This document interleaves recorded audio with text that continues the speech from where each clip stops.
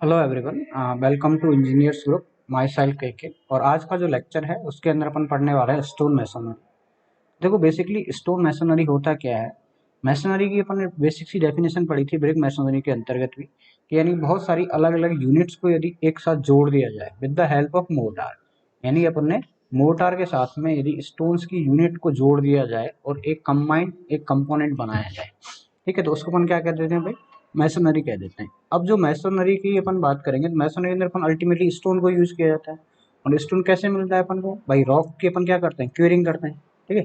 तो रॉक की अपन क्या करते हैं, क्वेरिंग करते हैं। और क्वेरिंग के बहुत सारे मेथड्स हैं, उसमें बड़े बड़े साइज के अपन को यदि मान लेंगे स्टोन मिल गए और अपन को कोई बॉल बनानी है, तो बॉल के लिए अपन क्या करना पड़ेगा, पहले डिजायर्ड शेप के अंदर उसको स्टोन को क्या करना पड़ेगा, कट करना पड़ेगा, यानी काटना पड़ेगा, ठीक है। काटना पड़ेगा या फिर एक डिजायर्ड शेप के अंदर उसको लाना पड़ेगा, ठीक है। ये मान लीजिए उसको बहुत ज़्यादा कॉर्नर से कॉर्नर को हैमरिंग द्वारा, तो बहुत सारे मेथड्स हैं जो ड्रेसिंग के मेथड कहलाते हैं। बेसिकली किसी भी स्टोन को उसके साइज के अंतर्गत और शेप के अंतर्गत जो कन्वर्ट करने का जो प्रोसेस होता है उसको अपन ड्रेसिंग कहते हैं। तो उनकी कटिंग करेंगे, ड्रेसिंग करेंगे, और ड्रेसिंग करने के बाद उनको मोर्टार के साथ अरेंज करके अपन क्या करेंगे, बिल्डिंग के कंपोनेंट्स के अंतर्गत यूज करेंगे। अब कंपोनेंट में क्या हो सकता है, आपका बॉल हो सकता है, आपका कॉलम हो सकता है, आपकी फुटिंग हो सकती है, आर्चेज हो सकते हैं, लिंटेल हो सकते हैं, या फिर बीम्स भी हो सकती है।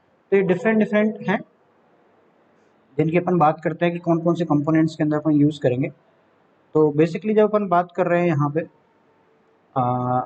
यूजेस की, ठीक, तो स्टोन मैसनरी के अंदर क्या क्या यूजेस हैं, या फिर स्टोन्स को कहाँ कहाँ पे यूज किया जाता है, तो ये अपन को सबसे पहले पता होना चाहिए कि स्टोन को अपन कहाँ पे अल्टीमेटली यूज करते हैं, मैसनरी वर्क अपन कहाँ कहाँ पे करते हैं। जैसे पहले अपन बात करते हैं बिल्डिंग की फाउंडेशन के अंदर, जहाँ भी अपन बिल्डिंग्स बनाते हैं, और आज तक इंसिडेंट टाइम के अंदर भी अपन बात करें या फिर अभी भी रूरल एरियाज के अंदर जो नॉर्मली फाउंडेशन बनाई जाती है वो स्टोन्स की ही बनाई जाती है। इसके अलावा जो वॉल्स बनाई जाती हैं, पियर्स या फिर पिलर्स जो बनाए जाते हैं, या फिर कहीं पे आर्किटेक्चर वर्क किया जाता है, आपने देखा होगा बहुत सारे घरों के अंदर स्टोन की फेसिंग की जाती है, ठीक। जितने भी अपने पैसे टॉम है, मोन्यूमेंटिक इवेंट्स हैं, वहाँ पे भी अपन क्या कर सकते हैं, स्टोन को यूज करते हैं। लिंटेल्स आपने देखा होगा, जैसे मान लिया कोई आपका घर का दरवाजा है, ठीक है, घर का डोर है, डोर के ऊपर आपने देखा होगा स्टोन के क्या बिछा देते हैं, एक स्टोन लगा देते हैं, जिसको अपन क्या बोलते हैं, लिंटेल बोलते हैं। स्टोन का लिंटेल के अंदर यूज किया जा सकता है, या फिर कहीं बीम के अंदर यूज किया जा सकता है, डोर्स के फ्रेम के अंदर स्टोन को यूज किया जाता है, आर्चेस के अंदर यूज किया जाता है, कहीं पे भी डोम बना रहे हैं सर्कुलर, ठीक है, तो वहां पर भी अपन इसको स्टोन्स को यूज किया जाता है। इसके अलावा रूफ्स और रूफिंग कवरिंग के अंदर आपने देखा होगा बहुत जगह आज भी रूरल एरियाज के अंदर क्या है, जो घरों की जो छत बनाई जाती है वो स्टोन की ही बनाई जाती है। स्टोन की लेयर बिछाई, उसके ऊपर अपन और लेयर सीमेंट वगैरह की लेयर बिछा देते हैं। क्लेडिंग वर्क के अंदर अपन यूज कर सकते हैं, डैम्स के अंदर, लाइट हाउसेस के अंदर, मोनूमेंट स्ट्रक्चर्स के अंतर्गत। कहीं पे भी आपने देखा हो बहुत जगह रोड भी अपन को स्टोन की मिल जाएंगी, तो पेविंग जॉब्स के अंदर यूज किया सकता है। रेलवे के अंदर जो बलास्ट होते हैं, ठीक है, बलास्ट यानी जो मोटी गिट्टियाँ होती हैं, उसके ऊपर रेलवे का ट्रैक बिछाया जाता है, वहाँ पे अपन स्टोन को यूज किया जाता है। ब्लैक बोर्ड्स के अंदर यूज किया जाता है, इलेक्ट्रिक स्विच बोर्ड्स के अंतर्गत भी स्पेशल टाइप्स ऑफ स्टोन्स को यूज किया जाता है। नेक्स्ट अपन बात करते हैं, अब अपन बात कर रहे हैं अल्टीमेटली स्टोन मैसोनरी की। तो स्टोन मैसोनरी के अंदर यदि अपन को स्टोन यूज करना है तो वो स्टोन कैसा होना चाहिए, उसकी क्या क्या खासियतें होनी चाहिए, उसके बारे में अपन पहले बात करते हैं। जैसे पहला जो क्राइटेरिया है वो है अवेलेबिलिटी, यानी जहाँ पे भी आप मैसोनरी कर रहे हो तो बेसिकली वो मटेरियल वहाँ पे अवेलेबल है या नहीं है, उसी तरह के स्टोन को यूज किया जाएगा। पता लगेगा आपसे 400 किलोमीटर दूर तक कोई स्टोन अवेलेबल ही नहीं है, अब वहाँ से उसको ट्रांसपोर्ट करके लेके आ रहे हो, तो वो क्या है, थोड़ा सा कॉस्टलियर हो जाता है, तो वहाँ पे इस चीज़ को अवॉइड किया जाता है, अपन लोकली अवेलेबल मटेरियल को वहाँ पे यूज़ किया जाता है। सेकंड आता है ईज ऑफ वर्किंग, यदि आप उसको आसानी से उसकी वर्किंग कर सकते हो, आप उसकी चिनाई कर सकते हो, आप उसको ट्रांसपोर्ट कर सकते हो, ठीक है, उठा के रख सकते हो, तो वहीं पे ऐसे स्टोन को यूज़ किया जा सकता है। या फिर कहीं अपन पर्पज़ के अकॉर्डिंग यदि कोई ऑर्नामेंटल पर्पज से यूज़ करें तो ऐसा स्टोन होना चाहिए सॉफ्ट, उसकी आसानी से उसको किसी भी शेप के अंदर उसकी डिजाइन उसके ऊपर बनाया जा सके, ठीक है। तो ये सारी चीज़ें अपन को यहाँ पे याद रखनी है। नेक्स्ट अपीयरेंस की बात करते हैं, दिखावटी अच्छा होना चाहिए, सजावटी टाइप का होना चाहिए, ठीक है, देखने में अच्छा लगे, अपीयरेंस अच्छा होना चाहिए स्टोन का। वही मैं बात करूँ उसकी स्ट्रेंथ और स्टेबिलिटी की, यानी अच्छी एक स्ट्रेंथ होनी चाहिए, है ना, जितना भी लोड आए उसको कैरी कर सके, लंबे टाइम तक टिक सके, स्टेबिलिटी होनी चाहिए। पॉलिशिंग करेक्टरिस्टिक होनी चाहिए, कई बार अपन क्या होता है स्टैंड की पॉलिश करके उसको चमकाया जाता है, तो ऐसा स्टोन ना हो कि जिसको पॉलिशिंग ही नहीं कर सकते हो, ठीक है, तो एक पॉलिशेबल स्टोन होना चाहिए। इंपॉर्टेंट फैक्टर इकोनॉमी, यानी इतना ज़्यादा महंगा भी नहीं होना चाहिए। अल्टीमेटली जब भी अपन कंस्ट्रक्शन की बात करते हैं तो इकोनॉमी एक अपना मेन कंसर्न होता है, तो उसको भी ध्यान में रखते हुए अपन उसको यूज़ करेंगे। नेक्स्ट होता है ड्यूरेबिलिटी, जब स्टोन के अपन कोई स्ट्रक्चर या कंपोनेंट बिल्डिंग का बना दिया है तो ऐसा नहीं हो कि वो थोड़े टाइम के बाद ही डैमेज हो जाता है, फिर डिटोरिएट होने लग जाए।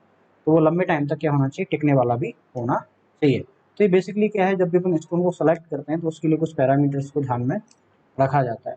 ये आपको यहाँ पे टिपिकल एग्जांपल दिख रहा है स्टोन मेसोनरी का, ठीक। तो इसके अंदर कुछ इंस्ट्रूमेंट की जरूरत पड़ती है, जैसे कि एक हैमर है, हैमर से क्या ब्रोक किया जाता है, स्टोन को तोड़ा जाता है। कहीं से स्टोन को लेके आना हो तो उसको डिगिंग बार यूज कर लेते हैं, ठीक है। तो ये यहाँ पे कुछ स्टोन आपको दिख रहे हैं जो बिछाने से पहले पड़े हुए हैं, इनको यहाँ पर बिछाया जा रहा है। ये अपन क्या करते हैं, डायरेक्टली इसको लेइंग के लिए अपन कुछ अरेंजमेंट कर लेते हैं, ठीक है, जिससे कि ये प्रॉपर एक शेप के अंतर्गत रहे। उसके बाद में आपने देखा हो जहाँ पे कॉर्नर्स होते हैं, कॉर्नर से जो स्टोन मैसनरी स्टार्ट किया जाता है उसको बोलते हैं कप स्टोन्स। फिर राइजर्स हैं ऊपर की तरफ, जैसे अपन चलाए जाते हैं, एक स्टोन की जो लेयर होगी उसको अपन क्या कहते हैं, एक राइजर बोल दिया जाता है। वहीं इस राइजर को एक दूसरे, यानी ये लेयर अलग है, ये लेयर अलग है, एक दूसरे बांधने रखने के लिए अपन क्या कर देते हैं भाई, टाई स्टोन या फिर ट्रो स्टोन को यूज किया जाता है, ठीक है। ट्रो स्टोन का एग्जांपल भी अपन यहाँ पे देखेंगे। जैसे आपको देखा हो पहले कोई ट्रेडिशनली बिल्ट वॉल थी, इस तरह से पहले कोई ब्रिक को वॉल को बनाया गया था, दोनों तरफ अपन ने क्या कर दिया, स्टोन्स को लगा दिया और बीच के अंदर हॉलो स्पेस था, उसके अंदर स्टोन के पीसेस को या चिप्स को फिल कर दिया गया। कुछ टाइम बाद क्या हो गया कि ये बॉल क्या हो गई, डिलेमिनेशन होने लग गया, ये सरफेस इधर होने लग गई, ये सरफेस इधर होने लग गई, और अल्टीमेटली मान लिया कि एक लेयर है वो क्या कर गई, क्रम्बलिंग कर गई, बॉल क्या हो गई, क्रम्बल हो गई। तो इस चीज़ से बचने के लिए अपने पास एक सॉल्यूशन होता है ट्रो स्टोन, यानी पहले क्या करो, बड़े स्टोन को यूज़ करो, उसके बाद में इस स्टोन को यूज़ करके बाद अल्टरनेट लेयर्स के अंतर्गत, यानी 3-4 लेयर के बाद में क्या कर लो, ट्रो स्टोन को यूज़ कर लो, या हॉरिजॉन्टल डायरेक्शन के अंदर भी करना है, वर्टिकल डायरेक्शन के अंतर्गत भी ट्रो स्टोन को यूज़ करते रहना है, जो कि एक स्टेबिलिटी प्रोवाइड करता है अपने वॉल्स के लिए। तो अब जब भी अपन स्टोन मैसोनरी करते हैं तो कुछ बेसिक प्रिंसिपल अपन को याद में रखने चाहिए कि यानी जो भी स्टोन्स है, स्टोन अपन यूज करने वाले हैं, वो सबसे पहले तो क्या होने चाहिए, हार्ड होने चाहिए, टफ होने चाहिए और ड्यूरेबल होने चाहिए, ठीक है। यानी एक सफिशिएंट स्ट्रेंथ हो, कोई भी लोड आए तो उसको आसानी से बियर कर लें, यदि उसके ऊपर कोई इम्पैक्ट लोड आए तो वहाँ पे भी डिस्प्लेस ना हो और लंबे टाइम तक टिके रहें। तो एक फर्स्ट क्वालिटी ये होनी चाहिए। नेक्स्ट अपन बात करें, जो भी प्रेशर ये नहीं आ रहा है स्टोन के ऊपर, जो भी लोड लगेगा वो हमेशा उसके ऊपर कैसे आना चाहिए, वर्टिकली डायरेक्शन के अंतर्गत आना चाहिए।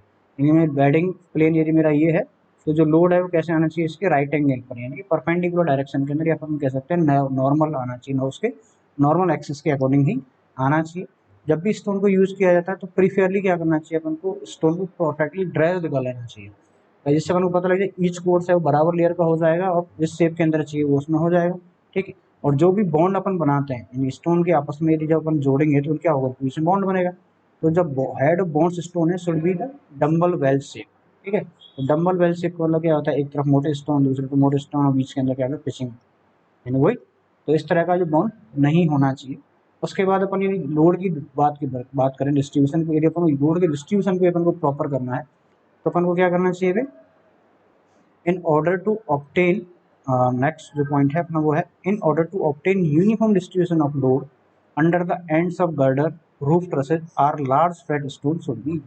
उसके इसके अंदर लंबे चौड़े और फ्लैट स्टोन को यूज करना चाहिए, जिससे कि जो लोड है वो इस पूरे पर्टिकुलर एरिया के ऊपर क्या हो रहा है, इक्वली डिस्ट्रीब्यूट हो सके। ये चीज़ें अपन को यहाँ पे याद रखनी है। नेक्स्ट अपन बात करते हैं कुछ बेसिक प्रिंसिपल्स और है कि जो भी अपन मोर्टार यूज कर रहे हैं, यानी मोर्टार यानी कि बेसिकली जब मैसनरी कर रहे हैं तो जो स्टोन की यूनिट्स है, स्टोन यूनिट को किसके साथ टुगेदर बॉन्ड किया जाता है, मोर्टार के साथ बॉन्ड किया जाता है। जो मोर्टार है वो क्या होना चाहिए, एक अच्छी क्वालिटी का होना चाहिए और स्पेसिफाइड यूनिट्स के अकॉर्डिंग, यूनिट्स के फेसेस के अकॉर्डिंग उसका होना चाहिए। नेक्स्ट अपन बात करते हैं जो कंस्ट्रक्शन मैसनरी कर रहे हैं तो उसका रेजिंग एक साथ यूनिफॉर्म होना चाहिए, नहीं एक तरफ से अपने पूरी बॉल को चिनाई कर दिया और आधी जगह तो आपने उसको उठाया ही नहीं। तो एक प्रॉपर एक लेयर की, एक पूरा एक कोर्स को एक साथ में ऊपर की तरफ राइज करना चाहिए। नेक्स्ट अपन बात करते हैं the plumb bob should be use to check the vertically erected. आपने देखा होगा घर के अंदर जब भी अपन चिनाई करते हैं तो वर्टिकली मेजर करने के लिए एक सावल होता है, ठीक है, जिसके अंदर उसको वर्टिकल की फेस को देखा जाता है कि वर्टिकल अपन सीधी जो बॉल है वो सीधी जा रही है नहीं जा रही है, तो प्लम बॉम को वहाँ पे यूज करना चाहिए। जब भी अपन स्टोन मैसनरी की बात करें तो ये आपको इंश्योर कर लेना चाहिए कि उसके हमेशा क्या आएगा, कंप्रेसिव लोड आएगा, यानी ऊपर से लोड ही लगने वाला है, ठीक है। तो उसको हमेशा कंप्रेसिव के लिए ही यूज किया जाता है, टेंसाइल स्ट्रेंथ के लिए अपन स्टोन मैसनरी को यूज नहीं करते हैं। नेक्स्ट अपन बात करते हैं नेक्स्ट प्रिंसिपल की, the masonry work should be properly cured after the completion of work for a period of 2 to 3 week. तो आपने देखा होगा जब भी अपन कंस्ट्रक्शन करते हैं, मैसनरी करते हैं, तो उसके 2 से 3 वीक बाद तक अपन उस पर लगातार पानी का छिड़काव करते रहते हैं। वो क्यों करते हैं, बेसिक देखो, जब अपन मोर्टार को यूज कर रहे हैं तो मोर्टार के लिए सफिशियंट मात्रा में सीमेंट हो या फिर लाइम हो, उसकी सफिशियंट मात्रा में वाटर की जरूरत होती है, जिससे कि पूरी तरह से वो हाइड्रेट हो सके और एक स्ट्रेंथ दे सके, अपनी बॉन्डिंग प्रॉपर्टी को दे सके। लेकिन क्या होता है कि एनवायरनमेंट के अंदर क्या होता है, वाटर क्या एवोपरेट होता रहता है। अब एवोपरेट हो जाएगा तो पानी की क्या होगी, कमी महसूस हो जाएगी, या फिर जो जो ब्लॉक है स्टोन का वो यदि उसमें से पानी को सक कर लेगा तो उसके अंदर पानी की कमी रह जाती है। तो उसको बनाए रखने के लिए अपन क्या करते हैं, 2 से 3 मिनट तक उसके अंदर लगातार पानी का छिड़काव करते रहते हैं, या फिर क्यूरिंग उसकी करते रहते हैं। बहुत सारे मेथड्स होते हैं क्यूरिंग के। क्यूरिंग अपन को 2 से 3 तक लगातार कंटिन्यूसली उसके अंतर्गत करते रहना है, यदि अपन को सफिशियंट स्ट्रेंथ उसके लिए जब तक डेवलप ना हो। उसके बाद जितना पॉसिबल हो सके अपन को जो स्टोन की पीसेज हैं या चिप्स हैं उनको यूज करने से बचना चाहिए। क्यों बचना चाहिए कि जब अपन स्टोन चिप्स को यूज करते हैं प्रॉपर बॉन्डिंग हो नहीं पाएगी उनकी, और जो साइड में अपनी जो पहले क्रम्बलिंग देखी थी अपन ने फर्स्ट जो स्लाइड के अंदर, वो वाले चांसेस यहाँ पे बढ़ जाते हैं और उसके अंदर वॉइड्स रह जाते हैं। इसके अलावा जब भी अपन चिनाई की बात करें तो उसके अंदर हमेशा डबल स्कैप फोल्डिंग की यूज करनी चाहिए। अब स्कैप फोल्डिंग क्या होता है कि जब भी अपन कंस्ट्रक्शन करते हैं तो कंस्ट्रक्शन जैसे मान लिया अपन 1.5 मीटर से ऊपर की हाइट पे चले गए, या आपने देखा हो पहले यदि अपन हाइट कम है तो अपन क्या खड़े खड़े वहीं से क्या कर लेते हैं, चिनाई उसके अंदर कर लेते हैं। लेकिन जैसे अपन हाइट बढ़ती जाएगी तो अपने को काम करना आसान नहीं रहेगा, तो इसके लिए अपन को क्या एक प्लेटफॉर्म की जरूरत होती है, इस पर खड़े होकर अपन काम कर सकते। तो वो जो प्लेटफॉर्म होता है इसको अपन स्कैप फोल्डिंग कहते हैं। स्कैप फोल्डिंग कैसा होना चाहिए, डबल वाला होना चाहिए, यानी 2 लेयर के अंदर होना चाहिए, उस पर आसानी से मैसेज खड़ा रहेगा और स्ट्रॉन्ग होना चाहिए, जिसके अंतर्गत स्कैप फोल्डिंग वाला नेक्स्ट चैप्टर उसके अंदर अपन और डिटेल में डिस्कस करेंगे स्कैप फोल्डिंग। ठीक, फिर बात करते हैं the masonry hearting should be properly packed with the mortar chips if necessary to avoid the hollows. यानी कि हार्टिंग की बात करते हैं, 2 लेयर मान लीजिए स्टोन की एक लेयर यहाँ पे चाहिए, एक लेयर अपने यहाँ चाहिए। जब आपको ऊपर से क्रॉस सेक्शन दिख रहा है, ऊपर से अपन देख रहे हैं तो इसके बीच के अंदर जो स्पेस है, ठीक है, इस स्पेस के अंदर प्रॉपरली चिप्स को या फिर जो स्टोन के पीसेस है उनको प्रॉपरली भर देना चाहिए, जिससे कि ये बीच में कोई खाली पोर्शन ना बचे, हॉलो पोर्शन ना बचे। ठीक है, तो इसको फिल करने के लिए प्रॉपरली अपन को चिप्स और स्टोन पीस को यहाँ पर फुलफिल कर देना है। इसके अलावा आपको याद रखना है जब भी अपन स्टोन मेसोनरी को यूज कर रहे हैं तो बिफोर यूज उसको क्या करें, पानी के साथ में थोड़ा सा वेट कर लेना चाहिए स्टोन को। क्यों कर लेना चाहिए, यदि ड्राई स्टोन रहेगा तो अगेन वो मोर्टार से क्या करेगा, वाटर को सक कर लेगा। ये प्रॉब्लम यहाँ पे आती है कई जगह। तो ये छोटे छोटे जनरल प्रिंसिपल हैं जिनको अपन को याद में रखना है। नेक्स्ट अपन बात करते हैं लेइंग ऑफ स्टोन, स्टोन को कैसे बिछाया जाता है जब अपन बात करें मेसोनरी के अंतर्गत। So the lay of masonry in roughly labeled course ensure the bottom of foundation is large and selected stone layer course with learning bed parallel to the natural bed of the material। यानी सबसे पहले जब हम laying करते हैं तो ये कोशिश की जाती है कि जो बड़े बड़े स्टोन्स हैं उनको नीचे बिछाया जाए। ठीक है, सबसे पहले तो इंसर्ट किया जाए बॉटम के अंदर, फाउंडेशन के अंदर बड़े बड़े स्टोन्स को यूज किया जाए, सेलेक्टेड स्टोन को यूज किया जाता है और इनके पैरेलल नेचुरल बेड को इनके लेइंग के पैरेलल में बिछाया जाए, इस तरह से बिछाया जाए जिससे कि जो वर्टिकल जो लोड आए वो हमेशा क्या रहे, नॉर्मल रहे। ठीक है, तो ये चीज अपन को याद रखनी है। नेक्स्ट अपन को रफली diminish the thickness of course if varied from the bottom to top of the wall, keep the surplus supply of stone at the side selected form. यानी जब भी अपन चिनाई की बात करें तो एक अप्रोक्सीमेटली स्टोन की सबकी जो क्या है हाइट बराबर तो नहीं होती, लेकिन अप्रोक्सीमेटली अपन एक लेयर बना लेते हैं कि इस लेयर के अंदर किया जाए और जो एक्सेस में जो स्टोन्स हैं उनको वहाँ जहाँ पे भी कंस्ट्रक्शन चल रहा है वहाँ से हटा देना चाहिए। नेक्स्ट अपन की बात करें लेइंग के अंतर्गत ही, ensure that the header of heart of wall are same size as face extend at least 12 inch और 3 mm into the core of backing, avoid dumb bell shape. वही ये बात कर रहा है कि जब भी अपन हार्ट की बात करें, हार्ट पहले दो बॉल्स के बीच का जो पोर्शन होता है भाई, एक बाहर की तरफ होता है, इसको अपन क्या कह देते हैं, फेसिंग। बाहर वाले पोर्शन को अपन फेसिंग कह देते हैं, बैक वाले को अपन क्या कह देते हैं, बैकिंग कह देते हैं। क्या बोल देते हैं भाई, बैकिंग कह देते हैं। अब इनके बीच में जो पोर्शन बचा है उसको अपन क्या कह देते हैं, हार्टिंग। तो इन दोनों पोर्शन के बीच वाला जो पोर्शन बचा है उसके अंतर्गत जितना हो सके जो हेडर्स को यूज किया जाता है वो सेम साइज के होने चाहिए। उसके बाद अपन बात करते हैं ensure that headers in ball of 2 feet 600 less or thickness extend entity through the wall, the header should occupy at least 20% of face of the wall। जब भी अपन हेडर की बात कर रहे हैं और जो बॉल की जो थिकनेस है वो यदि 2 फीट है यानी अप्रोक्सीमेटली 300 mm है या फिर उससे कम है, तो उस केस के अंदर जो हेडर है वो फेस के ऊपर कम से कम 20% एरिया के अंदर हेडर्स को शो होना चाहिए स्टोन्स के अंतर्गत। और इसके अलावा क्या याद रखना है, clean each stone and saturate it the water before setting it, clean and moisture bed with receive it. यानी जब भी अपन स्टोन को यूज कर रहे हैं एक सौ उसमें जितने भी डर्टी पार्ट्स हैं, यानी मान लीजिए डस्ट वगैरह लगी हुई है, मिट्टी लगी हुई है, उसको पहले रिमूव कर लेंगे, क्योंकि जब भी मोर्टार होगा तो मोर्टार उसके साथ अटैच हो जाएगा और फिर बाद में वहाँ से हट जाएगा। तो इसलिए पहले स्टोन को क्लीन किया जाए और उसको प्रॉपरली वेट किया जाए, उसके बाद ही उसकी लेइंग के अंतर्गत यूज किया जाए। Bed of stone is freshly made mortar with full joint, carefully settled the stone placed before the mortar set। यानी जब भी अपन स्टोन की बात करें तो जो फ्रेश मोर्टार है उसको जॉइंट में प्रॉपर फुल कर देना है, और जब तक वो स्टोन उसमें पूरी तरह से सेटल नहीं हो जाए तब तक उसको अपन यहाँ पे आगे उसके ऊपर वर्क नहीं करना होता है। ठीक है, और क्या इंश्योर करना है, ensure that the joint in beds have average thickness not more than 1 inch और 25 सेंटीमीटर, यानी हर एक लेयर के अंदर जो जॉइंट की थिकनेस है वो 1 इंच से ज़्यादा नहीं होनी चाहिए या फिर 25 mm से ज़्यादा नहीं होनी चाहिए। फिर उसके बाद क्या ध्यान याद रखना, ensure that the vertical joints each course break with the adjoining course at least 6 inch और 1.5 सेंटीमीटर। वही अपन ने जैसे स्टोन में यहाँ पे एक स्टोन की लेयर बिछाई अपन ने, जैसे ये है, ठीक है, ये स्टोन्स हैं, और इसके ऊपर की जो लेयर है यानी ये जो जॉइंट है वो क्या होना चाहिए, एक दूसरे से कट जाना चाहिए। ठीक है, ये एक लाइन के अंतर्गत नहीं होने चाहिए जिससे कि बॉल के अंदर प्रॉपर इंटरलॉकिंग आ सके, और ये जो ओवरलैपिंग है वो अप्रोक्सीमेटली 6 इंच या फिर 1.5 mm से कम नहीं होनी चाहिए। ठीक, इसके अलावा आपको क्या याद रखना है, do not lay the masonry in freezing water और when the stone contains frost except the permission subject to the required condition, यानी स्टोन को ऐसे कंडीशन में यूज नहीं करना है जब उसके अंदर फ्रीजिंग हो रखी हो पहले से ही। फ्रीजिंग मतलब ये बहुत ज़्यादा इन्वायरमेंटल कंडीशन ऐसी हो कि उसके अंदर जो मॉइस्चर है वो अंदर ही जम गया हो, या फिर ऐसे पानी को यूज नहीं करना चाहिए जो कि फ्रीजिंग वेदर के अंतर्गत हो। ठीक है, when ever possible face of joint before the motor set, if joint can not pointed rack them depth of 1 inch और 25 mm before the motor side. जब भी जो अपन जॉइंट की बात करें उस पर एक रैकिंग कर देंगे, निशान बना दिए जाते हैं जिससे कि ऊपर के यदि प्लास्टिक के अपन जगह है तो उसके ऊपर आसानी से चिपक जाए, और उसकी जो डेप्थ होती है वो 1 इंच या 25 सेंटीमीटर के समथिंग होनी चाहिए, और ये मोटर के सेट होने से पहले उसके अंदर रैकिंग कर देनी चाहिए। ठीक है, do not place the vertical joint directly above the below the header joint, अपन पहले ही पढ़ चुके हैं, डायरेक्टली हेडर और वर्टिकल का जॉइंट एक दूसरे के ऊपर नहीं होना चाहिए। Thoroughly wet joint pointed after the stone is laid clean water fill with the mortar. जब भी अपन इस पॉइंटिंग की अपन बात करें, नेक्स्ट चैप्टर और आएगा पॉइंटिंग के अंतर्गत, तो उसके अंदर स्टोन को जब क्लोज करें तो उसमें फ्रेश वाटर और मोटर को ही यूज करना चाहिए।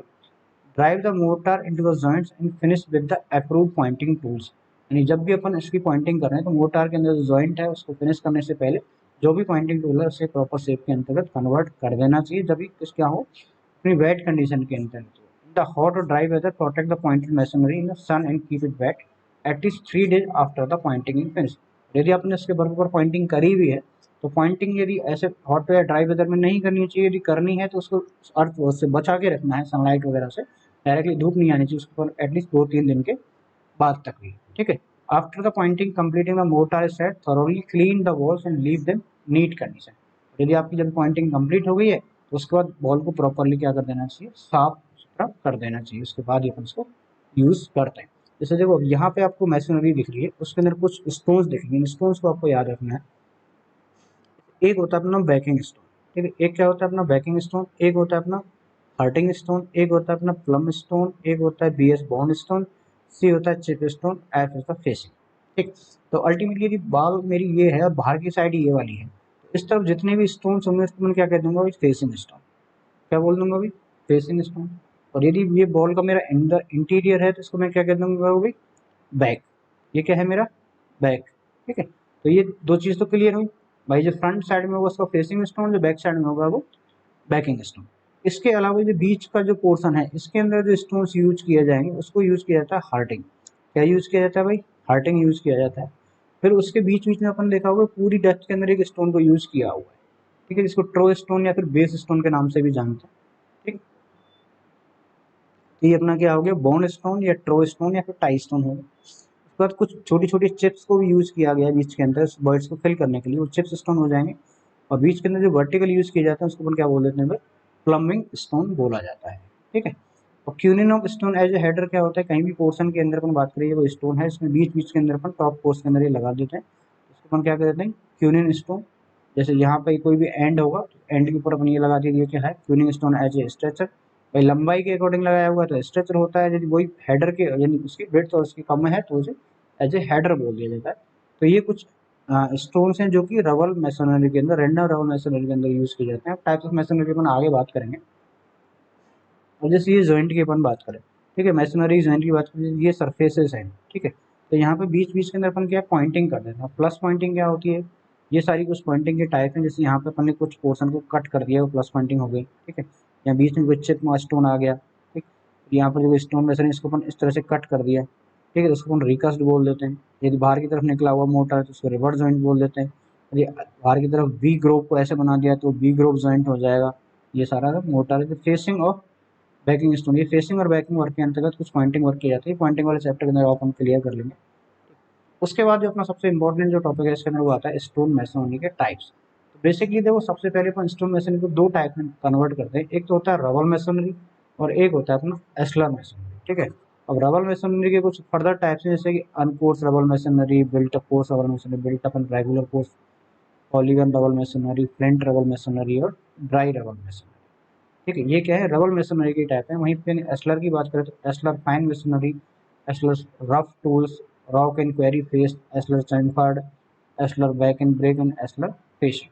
तो देखो, थोड़ा सा याद रखना, रबल का मतलब होता है कि स्टोन को प्रॉपर्ली ड्रेस्ड नहीं किया हुआ है, प्रॉपर्ली शेप में कटा हुआ नहीं है तो वो रबल होगा। इसको फाइन एकदम प्रॉपर शेप के अंदर किया हुआ कन्वर्ट तो क्या होगा, एस्लर होगा। तो ये मोटा मोटा सा डिफरेंस आपको याद रखना है। फिर उसका फर्दर तो अपन बात करने वाले हैं डिटेल के अंदर। जैसे पहले मैं बात कर रहा हूँ रबल मैसोनरी की। ठीक है, रबल मैसोनरी क्या होती है?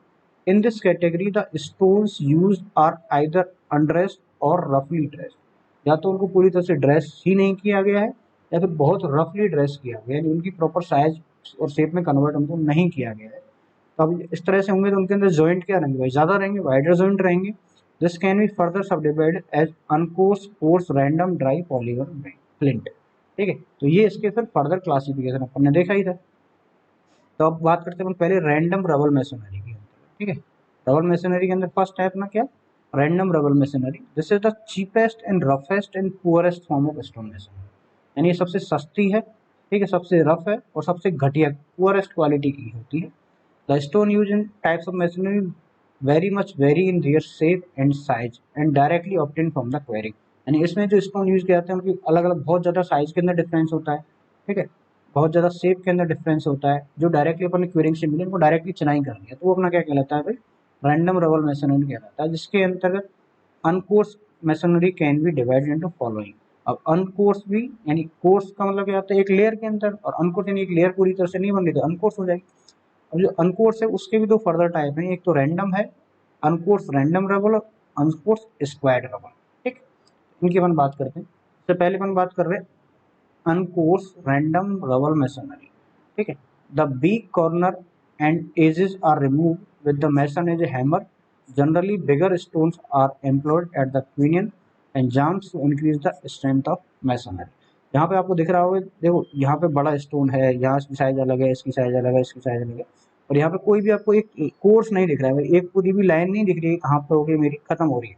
ठीक, तो ये मेरा क्या होता है भाई, रैंडम रबल मैसोनरी होती है। आप कंस्ट्रक्शन साइट के अंदर आपको कुछ इस तरह से दिखेगी आपको।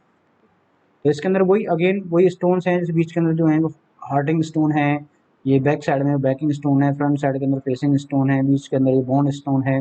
ठीक है, चिप मार्क्स वगैरह ये सारे साथ इसके अंतर्गत होते हैं। फिर नेक्स्ट अपना आता है अनकोर्स स्क्वायर रबल। ठीक है, यानी जो स्टोन की शेप है कुछ कुछ स्क्वायर शेप में है। ठीक है, तो in this type of stone blocks are made रफली स्क्वायर विद हैमर। यानी जो जो स्टोन है उसको हथौड़े की हेल्प से क्या कर लिया, हल्का हल्का सा रेक्टेंगुलर या फिर स्क्वायर शेप के अंदर उसको कन्वर्ट कर लिया गया है। ठीक है, generally the facing stones are give hammer dressed finish and large stone riser through stone are use as ट्यूनियन as per the possible use to chip the bedding of the avoided. तो ये आपको यहाँ पे दिख रहा होगा, ये फर्स्ट में बेसिंग, ये एलिवेशन दिख गया, ऊपर से दिख गया, ये किसी भी सेक्शन दिख गया साइड से, और ये आपको ऊपर से प्लान दिख जाएगा इसका। तो इसके अंदर क्या क्या कुछ कुछ पोर्शन क्या रेक्टेंगुलर स्क्वायर शेप के अंदर स्टोन को क्या कर दिया, हैमर के द्वारा ड्रेस कर लिया जाता है। तो ये अपना क्या हो जाता है, अनकोर्स स्क्वायर हो जाता है। नेक्स्ट अपना आता है बिल्ड टू कोर्स या फिर रैंडम रबल मैसोनरी। ठीक है, तो दिस वर्क इज रफली levelled up with from course varying from 30 to 45 centimetre. इसके अंदर कोशिश की जाती है रफली ये कोर्स बन जाए। ठीक है, आपको ये लेयर्स दिख जाएगी यहाँ पे, ये कोशिश की जाती है रैंडमली। ठीक है, ये कोर्स के अंतर्गत बनाया जाए। इसके अंदर the all courses are not in same height, यानी सारे जो कोर्स हैं सेम हाइट के नहीं भाई, आपको दिख रहा हो यहाँ पे जो कोर्स की जो हाइट है वो कम है, यहाँ पे ज़्यादा है, किसी जगह कम है, किसी ज़्यादा है। ठीक है, the quoins are built first at the line string the stretcher between the top of the quoin of better the uncoursed random rubble. ये बेटर है किसके वजह, अनकोर्स रैंडम रबल मैसोनरी की, क्योंकि इसके अंदर कुछ कुछ पोर्सन को अपन क्या किया हुआ है, कोर्स किया हुआ है। नेक्स्ट अपना आता है built up to portion square rubble, यानी कि अब जो स्टोन है उनको प्रॉपर एक क्या किया, स्क्वायर शेप के अंदर किया ही कन्वर्ट, उसके साथ में कोर्स से भी प्रॉपर बना दिए। हालांकि इसके अंदर भी जो पूरे जो सबकी जो डेप्थ है, जो हाइट है, वो सेम नहीं रहती है। This type of masonry also use in same stones use in uncoursed square रोल masonry.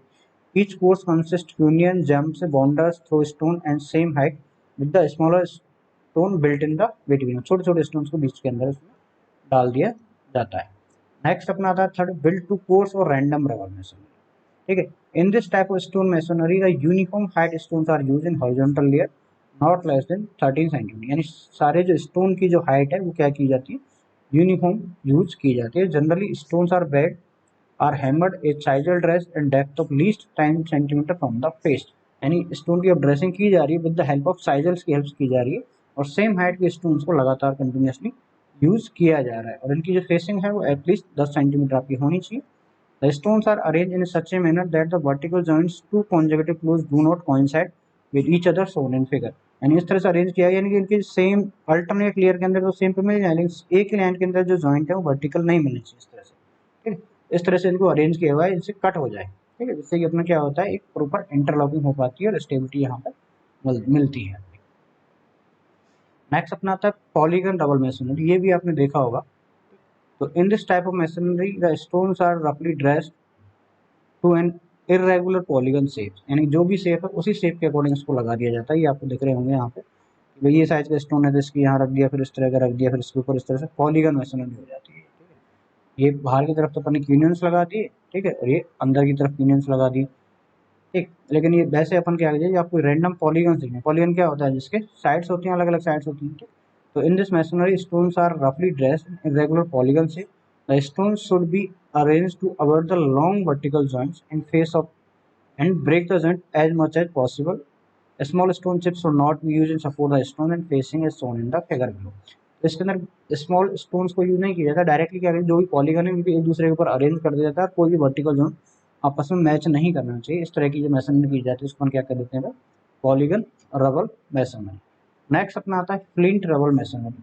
In this type of masonry use to area where the flint is available in plenty. ठीक है, जहाँ flint क्या बहुत ज़्यादा में मात्रा में अपन को मिल जाते हैं, उसके इसके अंदर अपन इसको यूज कर लेते हैं। The flint stone varying thickness of 10 to 15 centimetre in length, 15 to 10 centimetre arrange in the facing.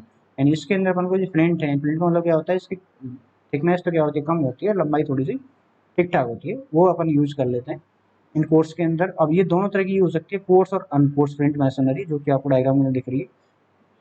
We use lacing of either brick stone increase the strength of flint masonry in vertical intervals। बीच बीच के अंदर अपन क्या किए, stone की BRICS की layer बिछा दी अपन ने, जिससे क्या हो, इनकी शेप साइज क्या है, कन्वर्ट रहे। ठीक है, इसकी कोई प्रॉपर साइज तो है नहीं फ्लिंट्स की, ये छोटे छोटे पार्टिकल्स होते हैं, इनको इस तरह से अरेंज अपन कर लेते हैं। तो ये अपना क्या हो जाता है, फ्लिंट रबल मैसनरी हो जाएगी। उसके बाद नेक्स्ट आती है ड्राई रबल मैसनरी। ठीक है, ड्राई रबल मैसनरी के अंदर क्या है, this type of masonry use the construction of retaining walls, pitches, earthen line, canal, slope in form of random. ठीक है, यानी बेसिकली इसके अंदर ज़्यादातर मोटार का यूज नहीं किया जाता है, सिंपली अपन क्या करते हैं, ड्राई स्टोन्स को यहाँ पे यूज कर लिया जाता है रैंडम रबल मैसनरी की ही तरह। तो वो अपनी क्या होती है, ड्राई रबल मैसनरी हो जाती है। बेसिकली इसका काम टेम्परेरी वर्क के अंतर्गत नॉर्मली किया जाता है। ये चीज़ भी आपको यहाँ पे याद रखनी है। ठीक, नेक्स्ट अपन बात करते हैं एस्लर मैसनरी की। ठीक, नेक्स्ट अपनी आती है एस्लर मैसनरी। और एस्लर मैसनरी क्या होती है कि जब अपने जो स्टोन्स हैं उनको एक्यूरेटली क्या कर लिया जाता है, ड्रेसिंग कर ली जाती है, प्रॉपर शेप के अंदर और साइज के अंदर उनको यदि कन्वर्ट कर लिया जाता है, तो वो अपनी मैसनरी क्या कहलाती है, एस्लर मैसनरी कहलाती है। The type of masonry is built from the accurately dressed stone with uniform fine joint about 3 mm thickness by arranging the stone block of various pattern. The height of stone should be 25 centimetre to 30 centimetre. यानी इसके अंदर अपन ने क्या किया, हर एक stone को properly size के अंतर्गत, शेप के अंतर्गत कट कर लिया है, इसकी प्रॉपर ड्रेसिंग कर ली है। उसके बाद अपन को बहुत ज़्यादा पतले जॉइंट इसके अंदर बनाए गए, इसकी थिकनेस वेरी करती है 3 mm के समथिंग, और जो हर एक कोर्स की जो हाइट जो बिलोंग करती है वो करती है फिर 25 से 30 centimeter. The backing of ashlar stone masonry wall में बिल्ट एज एस्लर मैसनरी और रबल मैसनरी। यानी फेसिंग तो इसकी एस्लर मैसनरी की तरह होगी, बैकिंग में आप थोड़ी बहुत इसमें रैंडम रबल मैसनरी का इफेक्ट देख सकते हैं। The size of stone block should be proportional to wall of thickness. इसके साइज जो ब्लॉक की रहेगी वो इतनी रहेगी जितनी बॉल की अपनी थिकनेस है, उसी के प्रोपोर्शनल अपन करते जाते हैं, साइज को भी इंक्रीज डिक्रीज किया जा सकता है वहाँ से। ठीक, तो ये आपको डायग्राम दिख रहा है कुछ एस्लर मैसोनरी की। एस्लर मैसोनरी क्या था, और उसमें भी पहला जो टाइप था वो था एस्लर फाइन मैसोनरी। क्या देखा था भाई अपन ने, ashlar fine masonry. So in this type of estuary masonry, each stone is cut to uniform size and shape, with the all sides rectangular, so that the stone gets perfectly horizontal and vertical joints with adjoining stone. यानी कि stone को properly एक ही size के अंदर, जैसे brick masonry की अपन बात करते हैं उसी की तरह सेम साइज के अंतर्गत रेक्टेंगुलरली ब्लॉक के अंदर यदि कन्वर्ट कर लिया गया है तो वो अपना क्या होता है, एस्लर फाइन मैसोनरी कहलाता है। This type of ashlar masonry is very costly. ये क्या है, थोड़ी सी कॉस्टली होती है क्योंकि अब हर एक स्टोन को प्रॉपर साइज शेप में लाने के लिए ड्रेसिंग की कॉस्ट बहुत ज़्यादा लग जाती है। The thickness of each course not less then 15 centimetre, यानी एक कोर्स की जो थिकनेस है ये जो है 15 सेंटीमीटर से कम नहीं होनी चाहिए। Breadth of stone should not be less than height, और इसकी जो ब्रेड्थ है स्टोन की वो उसकी हाइट से कम नहीं होनी चाहिए। The thickness of mortar joint should not be more than 5 mm, यानी कि जो स्टोन मैसोनरी के अंदर यहाँ पे जो मोर्टार होगा उसकी जो साइज है वो 5 mm से ग्रेटर नहीं होनी चाहिए। तो ये अपना क्या होगा, एस्लर फाइन मैसोनरी होगा। इसके बाद सेकंड आता है एस्लर रफ मैसोनरी या फिर बास्टर्ड एस्लर, इसको हम बोल सकते हैं। ठीक, तो एस्लर रफ मैसोनरी या फिर bastard ashlar, in this type of ashlar masonry the beds and sides are finely chiseled or dressed, but the face is made rough mean by tools. A strip about 25 cm wide and made by means of chisel provided around the perimeter through the dress face of stone. यानी ultimately stone को dress तो किया हुआ है, ठीक है, लेकिन इनको एक प्रॉपर कोर्स के अंतर्गत अरेंज नहीं किया हुआ है, ठीक है। जैसे अपन ने पहले अपन ने फाइन के अंदर पढ़ा था, तो इसके अंदर क्या होंगे, जॉइंट्स के साइज थोड़े से लार्जर होंगे एज कम्पेयर टू फाइन। ये डायग्राम का दिख रहा है अस्लर रफ मैसोनरी का यहाँ पे दिख रहा है। नेक्स्ट अपना आता है रॉक एंड क्वेरीड फेस। ठीक, in this type of ashlar masonry a strip is about 25 mm wide, made of mean of chisel provided around the perimeter of the stone as case of rough tools। यानी इसके अंतर्गत जैसे आपको ये दिख रही होगी यहाँ एस्लर रॉक या एक्वाइज फेसेस जो दिख रहे हैं, ये एक्वाइज फेस यानी पानी की सरफेस से इस तरह से बना हुआ है, ठीक है। ये एक मेरी तरह से मोन्यूमेंट और स्ट्रक्चर पर्पज में यूज किया जाता है, ये रॉक्स के थ्रू अपने बनाया हुआ है। ठीक, तो यहाँ पे अपन को क्या करना है, the height of each block में भी वेरी, 15 से 30 सेंटीमीटर हाइट की ब्लॉक की जो हाइट होती है और थिकनेस ऑफ मोर्टार जॉइंट होती है वो अप टू 10 mm हो जाती है। एक तरह से ये अपन क्या रफ की तरफ अपन जा रहे हैं, वहाँ से एस्लर फाइन एस्लर से अपन रफ की तरफ जैसे अपन जा रहे हैं, तो मोर्टार की थिकनेस बढ़ती चली जाएगी और स्टोन की जो ड्रेसिंग है वो प्रॉपरली नहीं हो पाएगी। अब ये रॉक स्टोन हो गया और ये अपना क्या हो गया, एक्वेरी फेस्ड क्या हो गया अपनी फेस्ड हो गया, एस्लर मैसोनरी का ही है। नेक्स्ट अपना आता है एस्लर चैम्फर्ड मैसोनरी। ठीक, in this type of estuary masonry, the strip is provided as below, but the chamfered or beveled at the angle of 45 degree by means chisel a depth of about 25 centimetre. यानी कि जो stone की BRICS थी अपन वो यहाँ से इनको cut कर दिया गया है कुछ इंक्लाइन सरफेस के अंदर, वो अपनी क्या कहलाती है, एस्लर चैम्फर्ड होती है। जैसे आपको ये दिख रही होंगी ये सरफेस यहाँ पे इस तरह से कुछ कट कर दी जाती है, ये एंगल्स आपको दिख रहे होंगे यहाँ पे, ये एंगल्स यहाँ पे बनाए जाते हैं, इसको अपन कहते हैं एस्लर चैम्फर्ड। ठीक है, इसमें एंगल बना दिया जाता है 45 डिग्री के अंदर और इसकी जो डेप्थ होती है अप्रोक्सीमेटली 25 mm के समथिंग होती है। डिजाइनिंग पर्पज से अपन बेसिकली यूज करते हैं एस्लर चैम्फर्ड। इसके बाद अपनी आती है ashlar block and course masonry. This is the combination of rubble masonry and ashlar masonry. In this type of masonry face work is provided with rough tools by hammer, dress stone and backing of wall may be made by rubble masonry. Face को तो अपन ने क्या किया properly एस्लर masonry की तरह ही facing को सब साफ कर दिया है, ठीक है, लेकिन इसका जो बैकिंग पोर्शन है, इंटीरियर पोर्शन है, उसमें एज रैंडम रबल मैसोनरी ही अपन यूज कर लेते हैं। दोनों को क्या हो जाता है, कॉम्बिनेशन हो जाता है ashlar block and course. Next अपना आता है एस्लर फेसिंग मैसोनरी। तो फेसिंग मैसोनरी मतलब क्या आता है, if the banking is a rubble masonry, it is called rubble ashlar, and if the backing of brick work masonry is termed as the brick ashlar। यानी इसकी ये तो अपनी फेसिंग हो गई रबल मैसोनरी। यदि ये बैक साइड में अपन ने क्या किया, रबल स्टोन की यूज किया है तो रबल मैसोनरी होगी।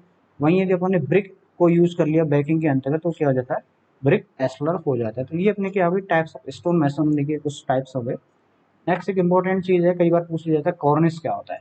तो आपने देखा हो घर के ऊपर की साइड में एक कॉर्निस होता है, जो उसको मैं डायग्राम से समझाऊंगा अभी, ठीक है। तो एक cornice from the Italian cornice meaning the ledge is generally any horizontal decorative moulding that a crown of building or furniture element, the cornice over the door or window of a fence, cornice top is in pedestal to along the top of the interior wall। यानी कोई भी wall है उसके top के अंतर्गत कुछ size में अपन को आर्किटेक्चर पर्पज से लगा दिया जाए, ठीक है, तो उसको अपन क्या बोल देते हैं भाई, कॉर्निस बोल देते हैं। मेनली जो कॉर्निस का जो फंक्शन होता है वो क्या होता है, the function of projecting cornice building to throw the rain water free from the building wall, यानी कि जो पानी जो आए वॉल, यदि मान लिया बारिश हुई तो जो बारिश का पानी इस वॉल के ऊपर चल के ना आए, तो ये यहाँ से दूर ही गिर जाए, तो इसलिए अपन मेनली कॉर्निस को यूज़ किया जाता है। अभी डायग्राम से और क्लियरफाई हो जाएगा आपको कि किस तरह से कॉर्निस होते हैं। ठीक है, ये आपको कुछ कॉर्निस दिख रहे हैं, ये आपको ये यहाँ पे दिख रहे हैं कुछ पार्ट्स हैं, इनको कहाँ बिल्डिंग लगाया जाए, यहाँ पे बिल्डिंग से लगाया। अब जिस यहाँ पे रेन वाटर आएगा तो इसकी थोड़ी दूर ही गिर जाएगा, इस वॉल के ऊपर सरफेस पे चल के नहीं आएगा। तो ये कुछ टिपिकल एग्जाम्पल हैं किसके, कॉर्निसेस के, जो आपको यहाँ पे दिख रहे हैं। ठीक, तो अब इसमें भी दो तरह के होते हैं, एक तो होता है slope to drain off the rain water, यानी यहाँ कॉर्निस था, मान लिया वाटर है इसके सरफेस पे आके आ गया और यहाँ पे आके पानी नीचे से फॉल कर जाएगा, वापस तो ऐसे जाएगी नहीं। ठीक, तो ये तो अपना क्या होता है sloping of drain of rain water.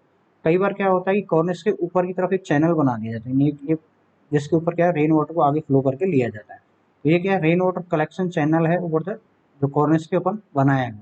तो ये दोनों ही क्या है डेकोरेटिव पर्पज से यूज किए जाते हैं। दूसरा जो मेन फंक्शन क्या है, ये जो वॉल है इस वॉल के ऊपर क्या है वाटर का फ्लो नहीं कर पाए। ठीक है, तो ये तो था अपनी स्टोन मैसनरी के अंदर। अपन इसके अंदर पढ़ा कि सबसे पहले तो अपने स्टोन के यूजेस क्या हैं, कैसे स्टोन को अपन को यूज़ करना चाहिए, इसकी क्वालिटी क्या होनी चाहिए। उसके बाद अपन ने पढ़ा कि जो भी बेसिक प्रिंसिपल है, जनरल प्रिंसिपल ब्रिक में स्टोन मैसन में क्या क्या याद रखने हैं। उसके बाद लेइंग ऑफ स्टोन कैसे करनी है। उसके बाद अपने टाइप्स ऑफ स्टोन की बात करी, जैसे एस्लर मैसनरी और रबल मैसनरी। उसके बाद में अपन फर्दर टाइप्स को डिस्कस किया, लास्ट में अपन ने एक पॉइंट डिस्कस किया यहाँ पे कॉर्निस। ठीक है, तो ये सारा कुछ आता है अपने स्टोन मैसनरी के अंतर्गत, जो आप थॉरोली रीड कर लेना है। तो आज की क्लास में इतना ही। Thank you very much.